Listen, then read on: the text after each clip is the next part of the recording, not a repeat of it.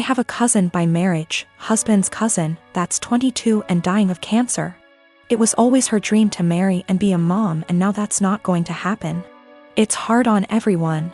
She has a much older fiancé, 30 years, and they had a symbolic wedding so she could have the experience. They started looking for ways to get access to a baby that she could take care of and experience some level of child care that way. But with 2020 and ethics in general, there's not a lot of ways to do that safely.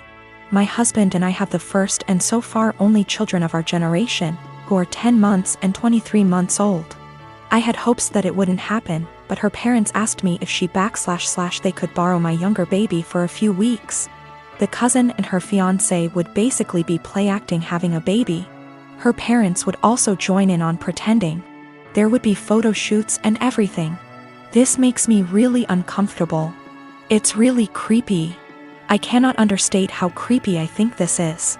I know that her not getting to live her dreams is sad, but I don't think this is the answer. I'm worried it will be traumatic for my baby.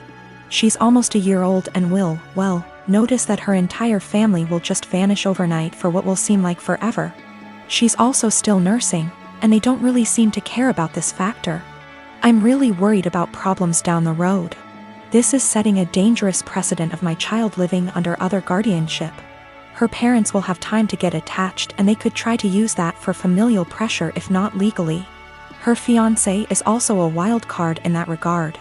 I said no, and my husband's entire family is hounding us about this because her time is running out and it's time sensitive. They say we're being selfish. They say that we could use this as a free vacation and bond with our older child because I popped them out so close together. They want to compromise now by letting me come by a few times a day to bring milk. We still don't want to do this. Yesterday afternoon, we got an email from the cousin's parents offering actual dollar amounts for us to agree. We got enough from that to file a police report and at least get the threat in writing. We also had a call with my husband's parents and his siblings to basically clear the air. Apparently what they were telling people they asked for and what they were actually asking for were very different. Everyone on that call now had them blocked on social media except for mother-in-law, because of the cousin. So I recently got together with a guy from my hobby. He asked me out first and I had some doubts that we'd work together as a couple because of the age difference. He's 35 and I'm 22. So, in my apartment, since it's an old house that was originally a single-family house, there isn't much soundproofing. And the floors creak when people move. I've gotten used to the sound of the guy upstairs getting up at 4 a.m. since he starts work at 5. And the sound of the girls in the apartments to either side of mine watching telenovelas till midnight, taking work calls all day and having friends over on weekend nights. I know when I play music or have friends over, some of the sound leaks through the walls. So I'd never get upset about hearing my neighbors because it goes both ways. So, when my boyfriend started coming over more often, he had complaints about the neighbors, which put me in an awkward place. He wanted to go speak to them or have me text them and I said no. For example, one of the early times he stayed over we went to bed around 10. He wanted me to ask my neighbor to turn down her TV.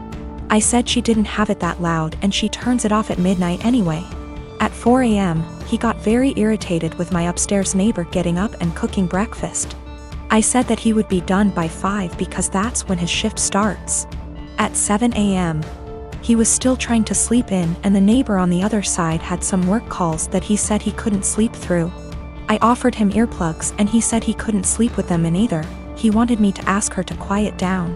He had similar comments every time he heard someone else in the building just living their life, especially if it was when he was in bed. I got frustrated with my boyfriend and told him, you can't expect to date a hot young 22-year-old and not want to deal with a 22-year-old's living situation.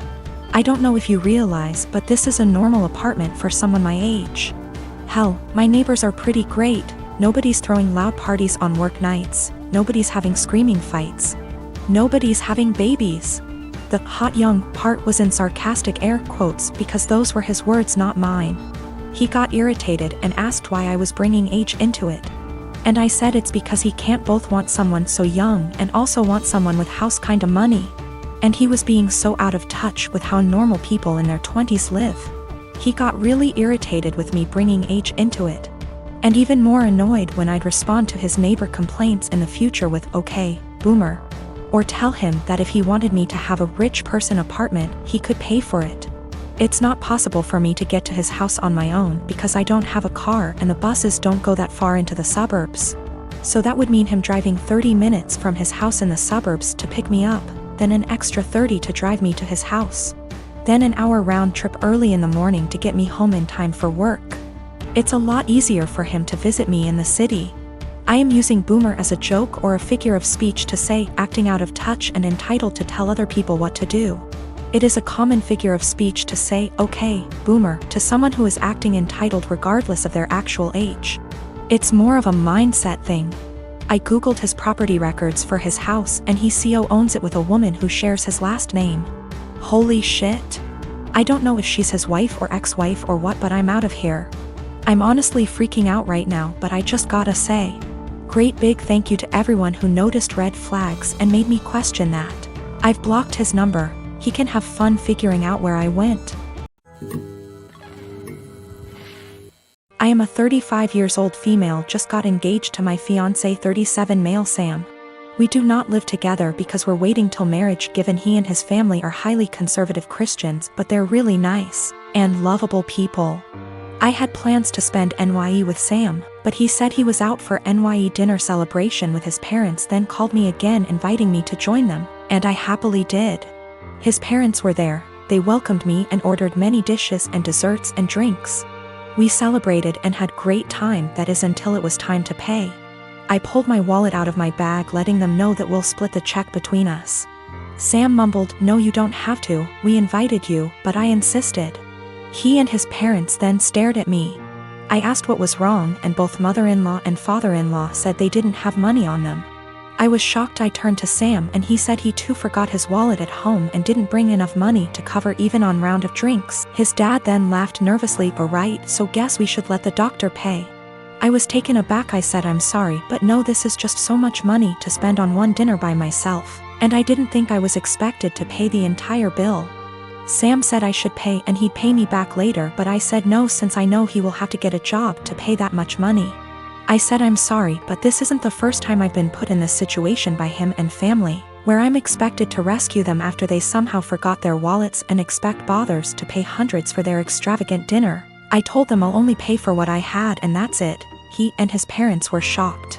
They started arguing about how I have the potential to pay right there and then, but I was acting as if they were strangers, not family. But that doesn't mean I'm obligated to pay. How could someone go out to a fancy restaurant, order so many dishes, desserts and drinks without bringing money? Sam begged that I just do it and call it a night, but I refused.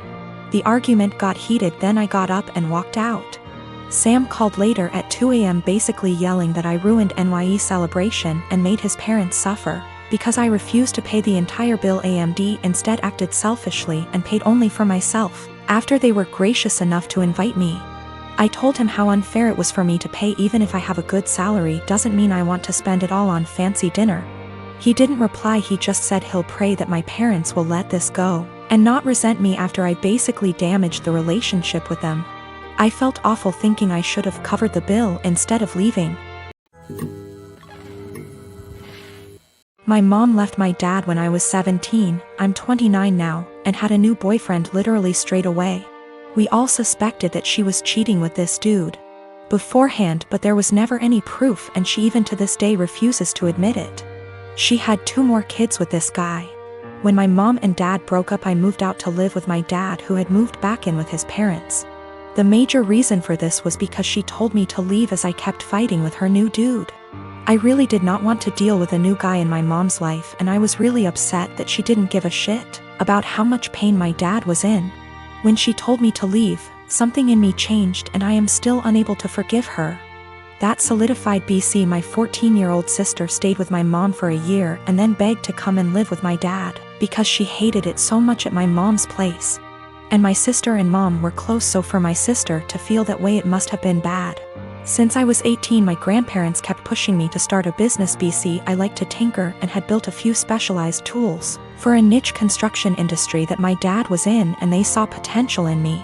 They gave me a lot of money as an investment. Actually, they mortgaged their house, that's much they believed in me, and basically I majorly lucked out and managed to land some national contracts at 24 that turned into more than a few millions of dollars over a few months when the business boomed. The profit trajectory has risen since then, and basically, I'm living a life I never thought would be for a schmuck like me. I moved my dad, sister, and grandparents out to the East Coast a couple years back, and we've started a new life. I am surrounded by people who see and saw the best in me, and I'm grateful so much. BC, I was seriously messed up after my mom blew our family apart. For the last couple years or so, my mom has been on my case to reunite with her. She is getting increasingly more insistent that I go visit her and her boyfriend and kids, and keeps trying to guilt trip me, because my sister has a much more privileged life now and my younger two half-siblings don't. She keeps telling me that even if I don't forgive her, I should look out for the kids as they're innocent in all this. She made her bed and she can lay in it, but the guilt eats me alive sometimes. I just can't forgive her though.